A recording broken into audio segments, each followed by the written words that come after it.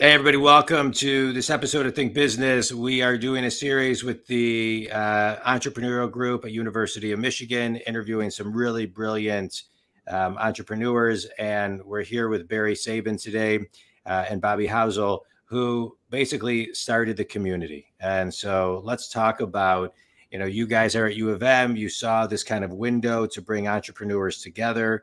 It's called the Power Hour. It started out as a community. It's now a club. Kind of talk about what you saw wasn't there and what needed to be there, and then how you built it. Yeah, I can Totally. kind of take this off.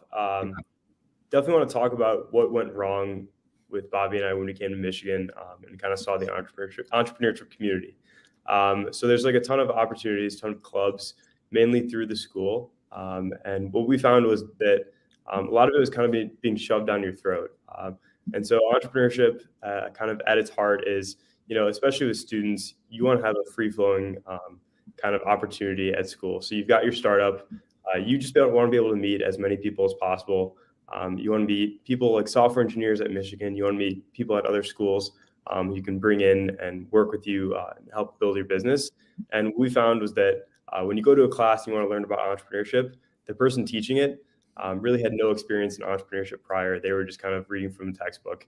And a lot of the clubs and organizations, they make you pay dues, show up twice a week for meetings. And a lot of times they really weren't achieving what needed to be done. So Bobby really started this off a few years ago and brought me on recently called Entrepreneur Power Hour. And we've got around 270 people at Michigan right now, in addition to a recent branch at Stanford and UNC Chapel Hill. So really hoping to bridge those communities together. And we bring together called Bi-Weekly Killers, quoting Bobby on that one, just coming together every other week.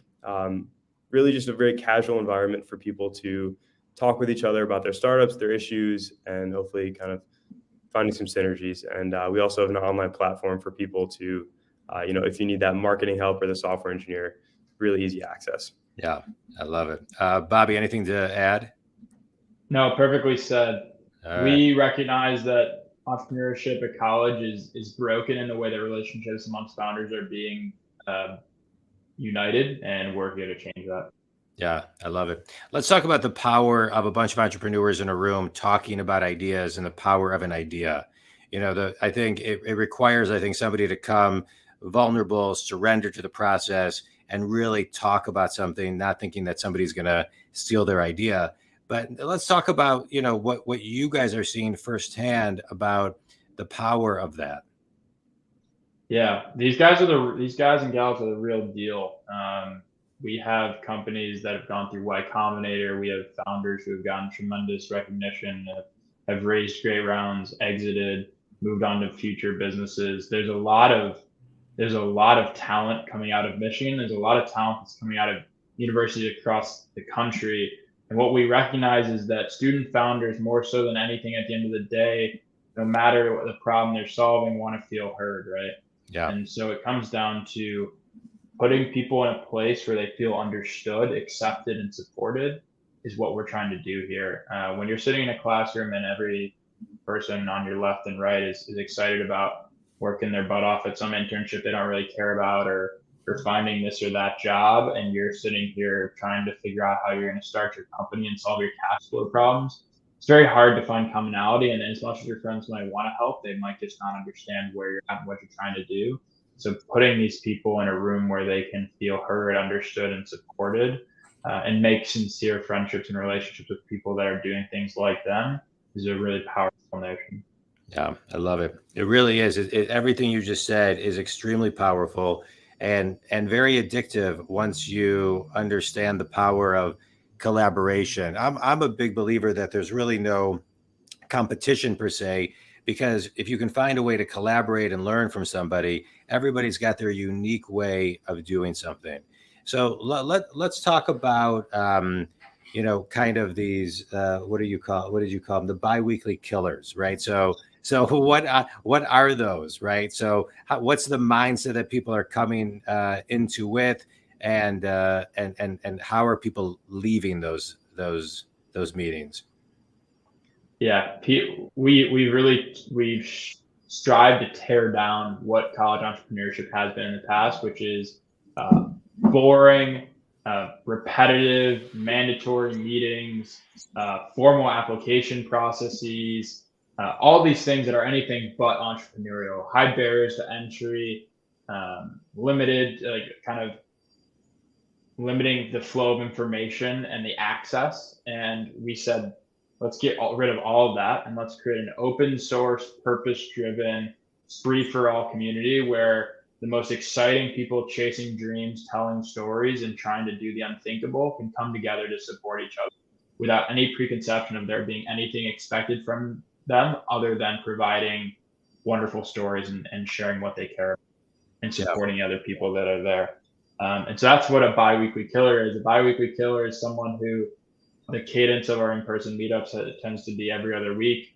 And we put on this forum where wonderful conversation, partnership, serendipity takes over. And you see people start to build things together in a way that would never have been possible before because they were just so fragmented and scattered across campus. This is not just a story of Michigan, this is a story nationwide. There's no organization like ours that is helping centralize and support grassroots student movements in the way that we're trying to. Yeah. And I think part of the beauty of it is that everyone who's there wants to be there. You know, a lot of the stuff that goes on in Michigan, you do it for your class, you do it because if you want to stay in the organization, you have to show up.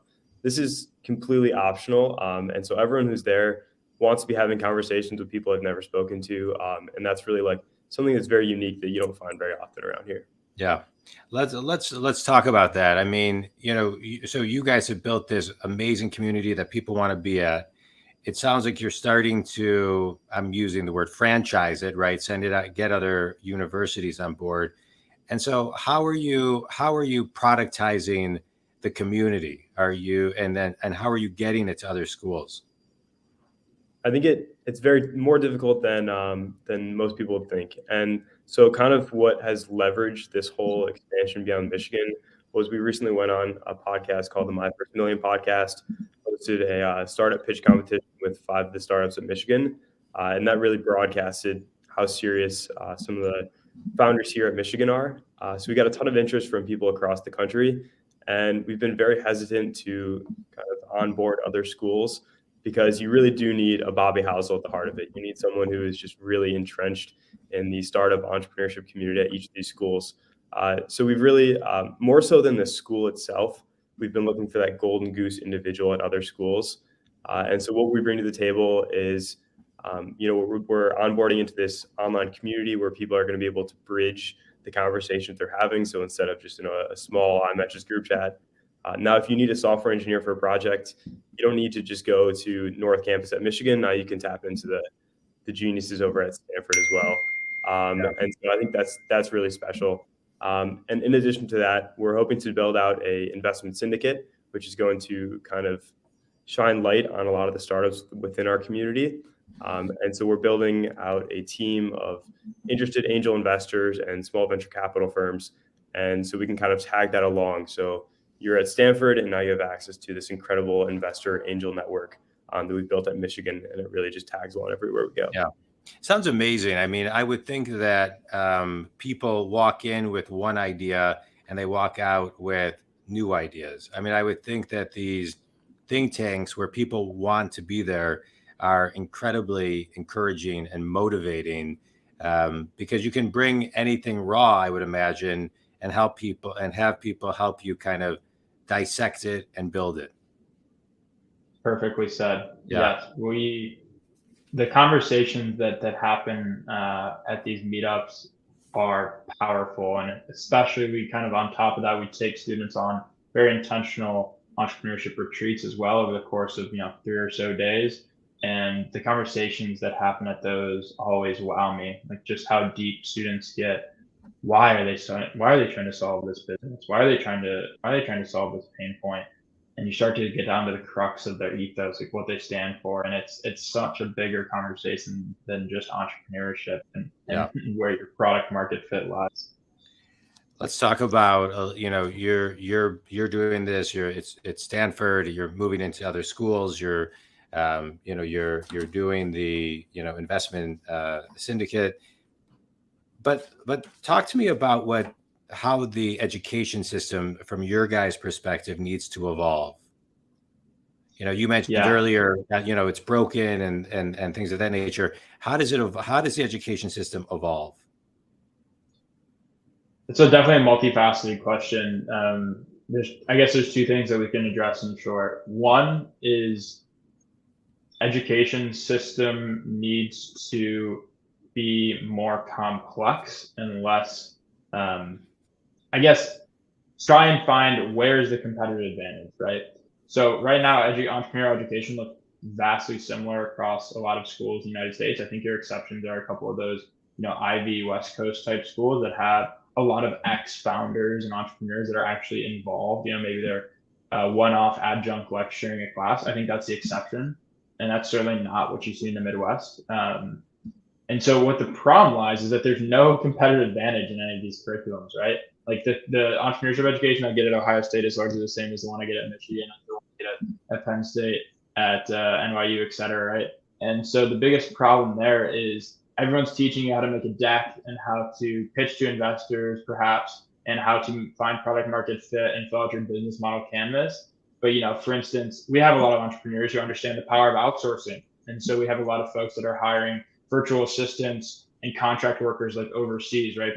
Kind of leveraging the exchange rates and whatnot. And I've never heard once an Entrepreneurship Center Institute talk about how to manage and hire your first set of virtual assistants and contract workers. That's a conversation that just doesn't happen, right? Because these entrepreneurship educations are so limited to kind of what you would expect, right? I was fortunate I took some entrepreneurship classes in high school. I learned the stuff that these college institutes are teaching in high school. And so the education is just very basic. And how we're trying to combat that is we have such a talented, skilled group of individuals. We also know that this kind of top down, put a lecture in front of the classroom and just spew information. They like to call it a fireside chat. It's really anything but that. Is not how people are most conducive to learning. There's a quote that goes, teach me, teach me and I will listen, talk to me and I will hear you, but engage me and I will learn, right? So basically the thesis being when you engage people, they learn best. And so that's how we try and learn. Barry, you want to talk a little about what we're trying to do with this roundtable education and how students are learning from each other? Yeah, so I think that you really do learn best when you're hands-on building. And so some of the people in our community have kind of mastered that space of when they're building their business, how do I integrate AI, for example? And that's something that a lot of the schools are trying to push out of the curriculum. So we're hosting a roundtable event where we're having 2 or 3 of the AI masters within our community kind of educate everyone else how they can integrate all this incredible technology into their business. And we're really hoping to kind of expand on that because we have so many people who are just absolute geniuses within a certain niche, and it really compounds. So we've got some marketing masters who have been able to help each other really well. Yeah. But I wanted to add on to your question as well. I want to be invited to that. I want to make that happen. Yeah. So I just want to comment on that 1 second, Barry, because it's amazing to me that colleges jumped on very quickly that you can't use AI and this and the other and all these AI rules, when really I agree with you. They should be teaching students how to use AI, because it is the now and it is the future, and they should be pivoting to say, okay, here's how, and putting it into the curriculum instead of pushing it away. I mean, that's just, in my opinion, very archaic thinking. Yeah, that deserves a podcast for itself, maybe a podcast series. Yeah. But yeah, so I was able to talk to one of the students at Babson, which is nationally known as a very entrepreneurial school. They have a class that every freshman has to take where they start a business beginning of the semester, and then throughout the whole freshman year, they build it. And so from an outsider perspective, I was like, wow, this must be an incredible opportunity for people to learn how to build and become entrepreneurs. And what I was able to learn from our conversation was it really does have a lot of pitfalls, even though it's nationally renowned as an entrepreneurship university. So basically at the end of every year, you build your business and then the school forces you to shut it down. And they really encourage you to kind of stop that idea and build something else after, it seems very ridiculous. I think that there are some legal blockades they face, but that's something that, when you come to Entrepreneur Power Hour, there's none of that energy. And I think that part of it is because the school benefits from you going to working in consulting investment banking, where you go make $150,000 to $200,000 your first year out.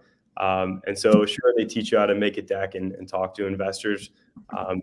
But at the end of the day, they just want you to get your Goldman Sachs job, which for a lot of people is a really incredible opportunity. But for the people we attract to Power Hour, it's pretty unique.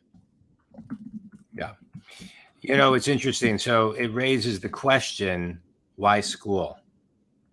So I'll ask you, why school?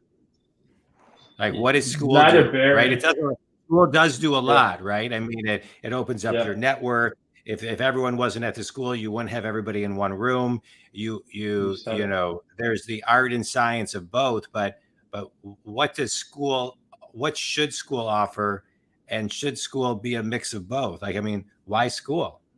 So I'll start in short saying I want to be in school for a long time. I love being a student, and part of that comes from what we've been able to build here. It's very difficult. You go and move to a city to find a group of people who have very similar like mindsets and are in a place where, you know, they haven't made it in life yet. They don't have a secure job. They're still really hustling. And the resources that we're able to tap into as students are unmatched. Like Bobby and I were both students at the business school here, and we have access to PitchBook, which is a multi-$1,000 software. It's like really special to when you're building a business. Yeah, spot on. I think neither Barry nor I are advocates for dropout culture. In fact, it's in a lot of senses, I think it's misunderstanding the value of college, right? Like, I think there's plenty of classes I've sat through where the value add wasn't as great as it could have been.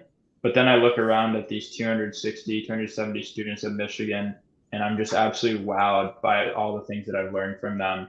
And that's where I think our community really wins on education. Is it's one-on-one education of each other, which is something you can't manifest unless you truly have the right people. You can't put somebody up in front of a stage and tell them to get everyone excited about learning this thing. It happens when you're teaching each other. And so I think just the serendipity that college allows for, and the chance for exploration and raw networking and relationship building alongside of that is unmistakable. And I think people that are getting pushed towards dropout culture might just be thinking about college too narrowly. Yeah, I would agree with that. I think it teaches you discipline. It opens up networks. You know, to me, it's interesting. I'm not comparing a college course to one of my keynotes, although I do think, you know, there's probably more valuable information in it. But you know, what I always say to people is just walk away with one thing. Just walk away with one thing. And what I always find interesting is no matter if I'm doing a keynote for 10 people or 1,000 people, everybody walks away with something different. And so if everybody's taking these classes and walking away with the one thing and then bringing it into your community, then all of a sudden that's where the learning begins to really sprout and compound. So I think what you guys are doing is great, and kudos to you guys for seeing a opportunity, seeing a window to build something, identifying where something wasn't, and then having the courage and really following through and executing to build something that's really going to spark probably so many more things than you can possibly imagine over the next, 10, 20, 50 plus years. So kudos to you guys. Where can people learn more about the Power Hour and your businesses? Certainly. So right now we are kind of going at warp speed. The community is thriving at Michigan. Like we mentioned, it's expanding elsewhere. You can learn all about our community at entrepreneurpowerhour.com. We'll share that in the listing with this episode. And we are currently working on locking in a website for our syndicate fund. We are actively seeking angel investors who are excited about connecting with the most promising, exciting early stage founders at colleges across the country, building in all kinds of verticals. And so if that sounds interesting, you can soon find us at a website that is currently under cultivation. But in the meantime, feel free to reach out to Barry or I. There's a form that can be filled out at the entrepreneurpower.com, or you can directly reach out to myself at B Housel, just like you see my name, B Housel at umich.edu. And we are super excited to chat. Barry, you there? Yes. I can just chime in with my email, bcsabin@umich.edu. All right, good. And Barry, Bobby, give your email one more time. You froze for a second. Oh, yeah, sorry about that. B Housel, just like you see my name, bhousel@umich.edu. Awesome. Guys, I appreciate you and building. I wish when I was in college, there was something like this, and there wasn't, because I would have loved it. And thanks for building what you're building. It's really impacting a lot of lives. I've been interviewing a ton of amazing people from this group. In community, we're doing a series with with many of the entrepreneurs from the Power Hour. We're doing, I think, about 12 of them. And everybody is just really, really impressive. And I'm a business coach. I work with people who are successful and stuck, and I get them unstuck. I work with solopreneurs to Fortune companies and everything in between. And I always like to extract lessons, or at least one thing from every podcast, because I get guests like you who can help people get unstuck.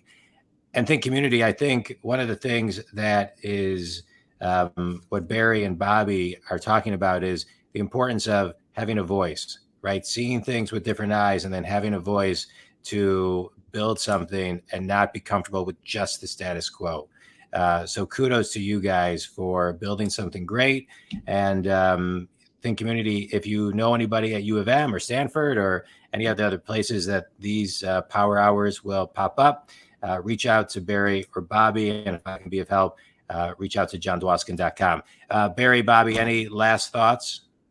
Thank you so much for hosting this incredible series, John. Seriously, like, the people in Power, we have each other, but the external resources that you're providing here are going to take us so much further. So thank you so much. Thanks, man.